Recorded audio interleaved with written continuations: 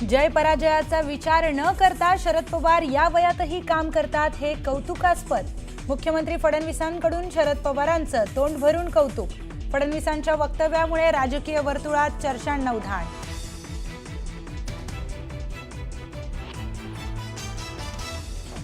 मंत्रिमंडळात कुणालाही चुकीचं काम करू देणार नाही, चुकीचं काम करणाऱ्यांना रोखण्याचं काम मी करेन, तर चुकीला माफी नाही म्हणत मुख्यमंत्री फडणवीसांचा मंत्र्यांना थेट इशारा।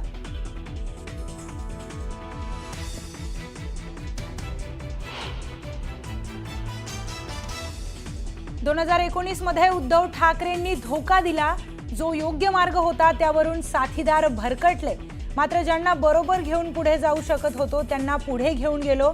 एका मुलाखतीत बोलताना फडणवीसांचं मोठं विधान।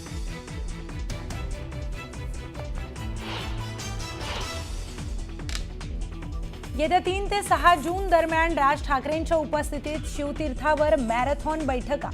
पालिका निवडणुकीच्या पार्श्वभूमीवर मनसेकडून बैठकीचं सत्र, तर राज ठाकरे कार्यकर्त्यांना देणार निवडणुकीचा कानमंत्र।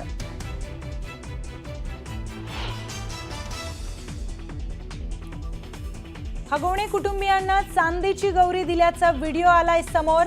गौरी दबावाखाली दिली की स्वखुशीनं हे अस्पष्ट।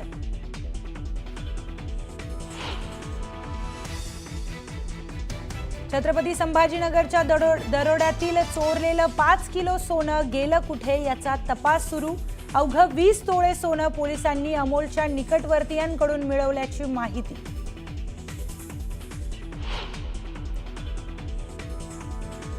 राज्याच्या अनेक भागात आजही मुसळधार पावसाचा इशारा। कोकण आणि पूर्व विदर्भला ऑरेंज अलर्ट।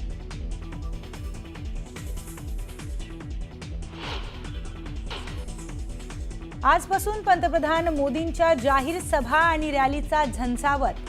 3 दिवसात 5 राज्यांमध्ये 6 सभांचं आयोजन, तर सभांमधून पाकिस्तानवर मोदी करणार जोरदार टीका।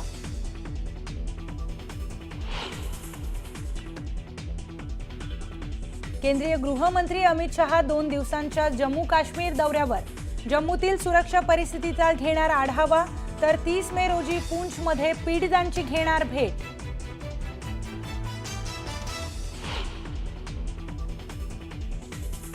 फरार आरोपी निलेश चौहानला पकडल्याचा पोलिसांना फेक कॉल।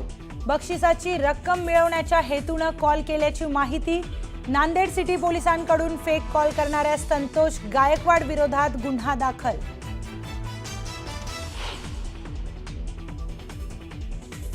कथित किडनी प्रत्यारोपणाच्या रॅकेट प्रकरणी ससूनचे डॉक्टर तावरेंना अटक। तावरे सध्या पोर्शे कार प्रकरणी येरवाडा जेलमध्ये।